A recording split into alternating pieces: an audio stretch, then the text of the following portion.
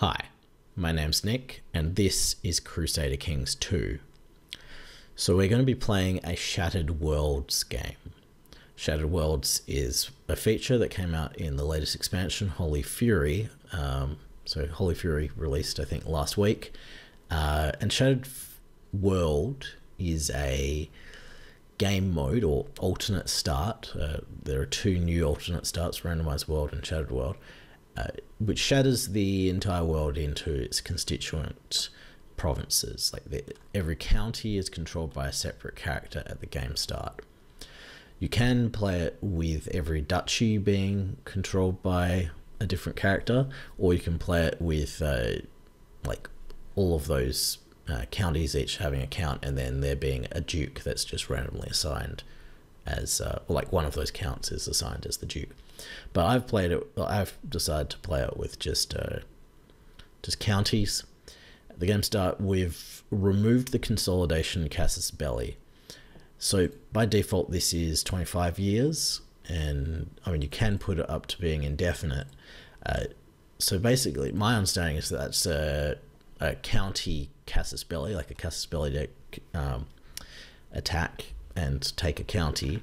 And I don't know, I didn't want to play with this artificial 25-year consolidation period. I wanted the kingdoms and duchies that emerged to be more organically emergent, I guess. The casus bellis that characters have access to due to religion or culture or whatever. I wanted the kingdoms to emerge because of those, not just because of this arbitrary thing. Of course, that's going to impede certain religions, and it's going to benefit other religions. But the world isn't fair. I've bumped up the Great Conquerors to 8, so they're kind of, I guess, like lucky nations are in EU4. Well, sort of like that. So characters that start with better stats. I would assume that these get allocated when you actually hit play, because otherwise you might randomly choose one of them.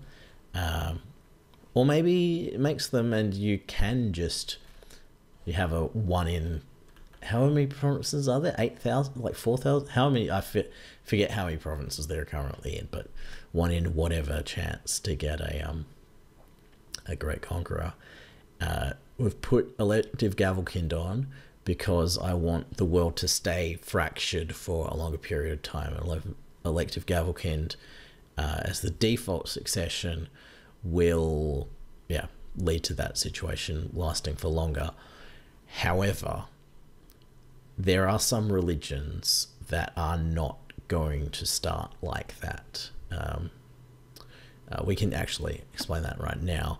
So basically, from what the tinkering around with the game I've done, because I've done some randomization, I've loaded into things to see what happens. So all of these religions, they're random religions.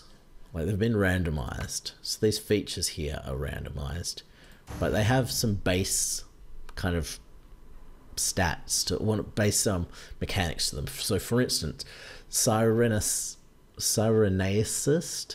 or whatever, so this is Catholicism, except it's a randomized Catholicism. And so it keeps the papal mechanics, because that's not really something you can randomize. So the religions basically keep their casus belli mechanics, and they keep their leadership mechanics. So the faiths that don't start with leaders but can reform to have leaders can reform to have leaders. Don't start with leaders and can reform to have leaders. And the faiths that start with particular kinds of leaders start with those kinds of leaders. So Nixaite is Orthodox, I think. So yeah, there'll be ecumenical patriarchs in this area, and there'll be the Pope here, and this is the the Germanic religion is going to be very dominant in this game, I would think. I assume this is a Muslim, but I can't be it. That's certain. But like, I think the Muslim religions are green. Anyway, we're going to be playing Romuva because I have a soft spot for Romuva because I've played a lot of Romuva games, but also one of the things is that Romuva, from what I've found, as long as you don't add, don't customize or don't randomize with certain religious traits, it will start with the eldership succession type. So I actually want to kind of explore eldership. Eldership is another mechanic that was added to the game with this new expansion, Holy Fury. Basically, it's where you can designate an heir, and then the eldest and wisest members of your court are a kind of elder council who vote on who the successor is, and if they like you, then they will vote for who you like, or at least vote for someone who they think is good. But if they don't like you, they'll deliberately choose someone terrible. So this could be a very painful mechanic for me, but I wanted to explore that. But yeah, so Romuva, as long as you don't add certain features, then they'll start as having eldership. Now, by that same token, if a religion, for instance, has ancestor veneration, then this religion, whichever one it is going to start with eldership unless there's something else that overrules that. So it seems like there's a hierarchy of succession systems where certain things will overrule the other ones. So you've got ancestor veneration giving eldership. You've got, if there's agnatic or enatic clans, then that will put open succession. And from what I've seen, open succession overrules the other things. And certainly like Muslim faiths, like Anholdolic, like, yeah, anyway. Oh, they've got ancestors. So Muslim faiths by default, from what I've seen, have open succession, and that will overrule whatever else. And then there's, if they're a nomad, they will always have nomad succession. So there's a kind of, there's a hierarchy of successions which will overrule each other. So we're playing with a religion that, as much as it's been randomized, is because it doesn't have any of the other traits, because it doesn't have something that changes the succession here, it will be eldership.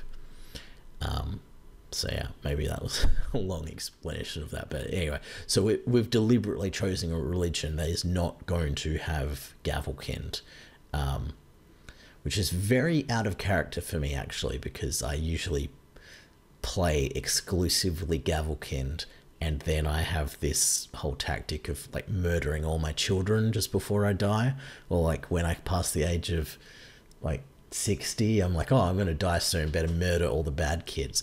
It's not a very nice way of playing, and certainly there've been more than once where I've completely shot myself in the foot because my chosen heir has then ended up like dying of smallpox the next year or whatever, and then I'm like, oh no, I have no heir. Anyway, I've bumped up the female ruler percentage because I kind of like there being more female rulers at the game start. I bumped down the marriage percentage because I wanted there to be more marriage alliances early on in the game. I thought that would give the dynastic kind of landscape a bit of a head start on there being interlinks between different houses and different areas of the map, like different not just different dynasties, but also different different titles. Didn't really fiddle with the age span too much. Put the number of children down just because I wanted dynasties to die out. Like I guess I was a bit sadistic, and I wanted there to be a lot of dynasties that would just die out really quickly. unless they got, like, if they didn't hit the ground running. I have made the cultures random, the religions random, the religious features random, the religious names random. Something I should note also on the note of religions, I've discovered that if you don't put the religious names as random, then the religions aren't random. Does that make sense? Actually no, that's not what it is. There's certain religious traits that are unique to the religions, and if you don't put it as random, you have access to those. So I guess I could actually just bring that in. Where's religion? Actually, it's pagan that I'm looking for. So on the pagan screen, if we can just get that up, pagans down here have, there's, oh, sorry, the Reformation mechanics, the new Reformation mechanics, similar to the randomized, there's all these traits you can choose, like in slots for traits, and each of the pagans has a unique thing that is actually better than other traits available. Like it has a combination of different features. So for instance, the Norse one is if I can find, well, yeah, is basically the trait of daring plus the trait of seabound just put together into one trait, so it's 2 for 1.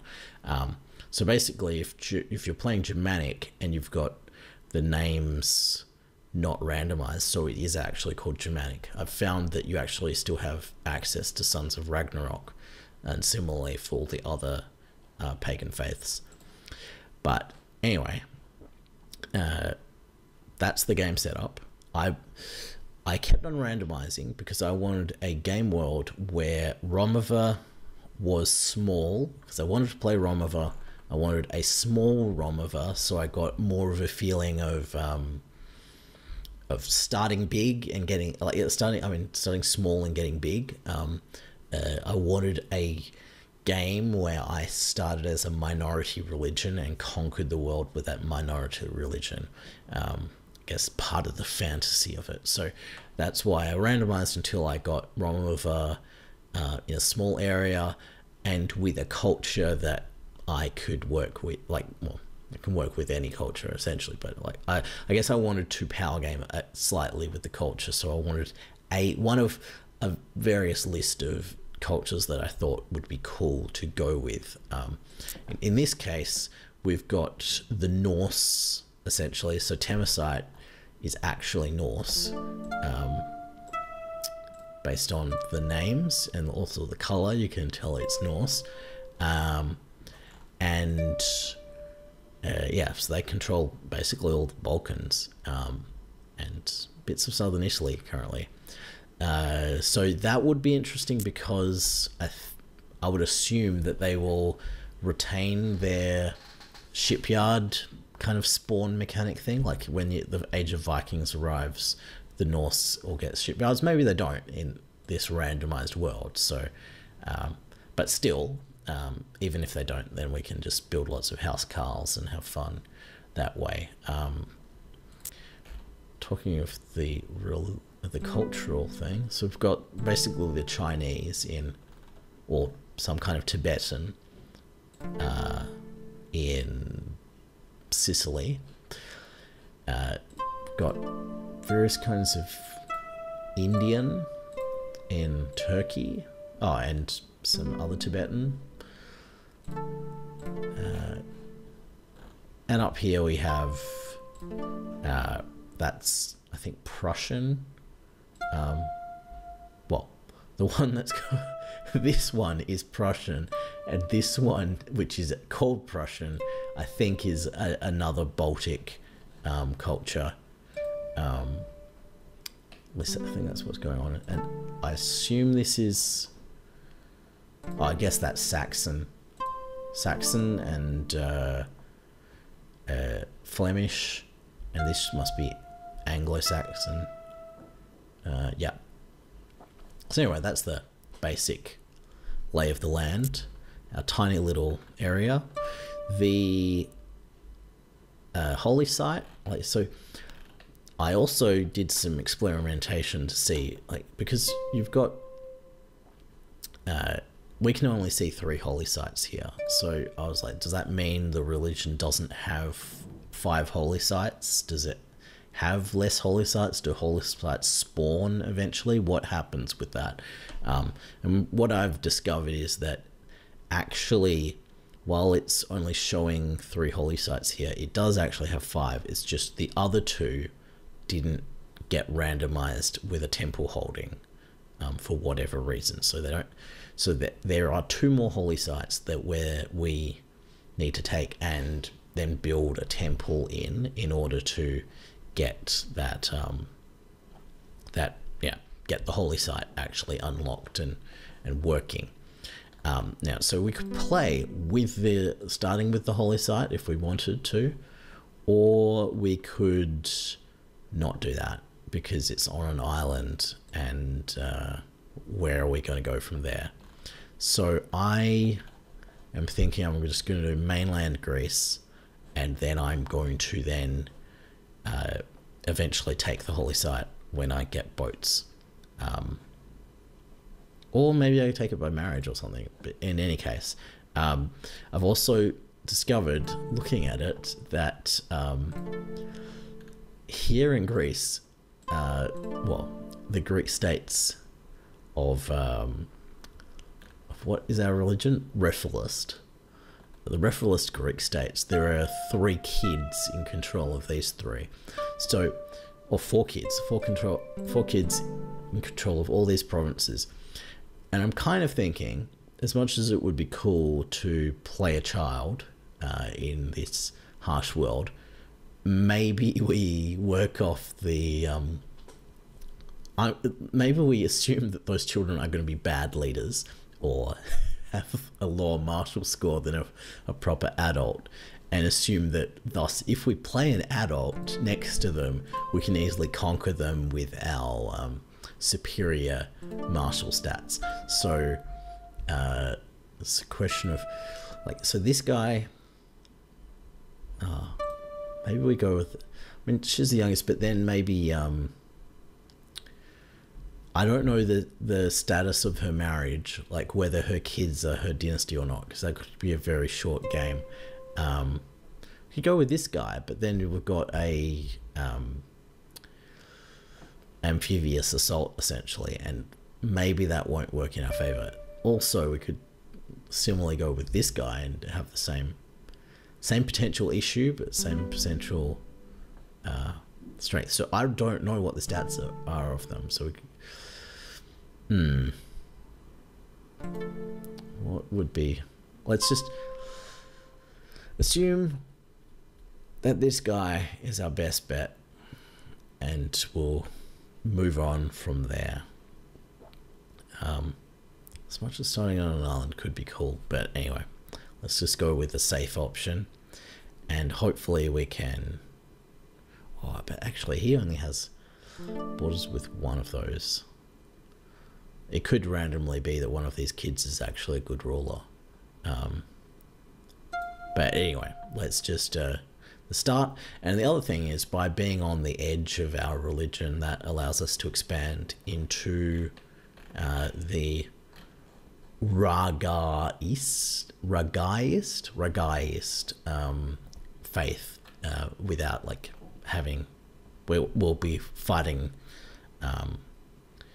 heathens rather than fighting people of our own faith, and we're playing with a religion that has proselytizing, because like I thought, oh, I'll put proselytizing on the religion so that we can more easily do that missionary work and convert those places and convert the world to our faith. But that has the disadvantage that we lose piety when we wage war against our own faith. So we're going to be bordering the heathens and conquer them. playing with animistic because I wanted to, like, I liked this idea of having characters perform a rite of passage upon reaching adulthood. It's probably not the strongest thing, because basically there's, you can go unyielding, which gives you 30% additional levies. I think is how big it is. It's something like 20 or 30% additional levies and 20 or 30% additional garrisons, and then you get like 40% extra garrison in home territory. So I guess territory that has your, like where the county also has your religion, gets that additional 40%. And basically, if you choose animistic or what's the other one, or unrelenting, because those have bonuses. Like unrelenting gives you an offense bonus, animistic gives you a morale bonus to your armies. It's only 5%. Animistic's bonus is only 5%, but that 5% bonus removes the levy and garrison bonus of unyielding. So I think it would be more powerful to play with unyielding and not play with animistic, but I wanted to play with animistic, so I'm going with proselytizing. And we're going with Seabound because then we can, I guess, conquer the Mediterranean with our faith. So anyway, let's go. And I think I've already set all my options to be the way I want, so should be all fine. Okay.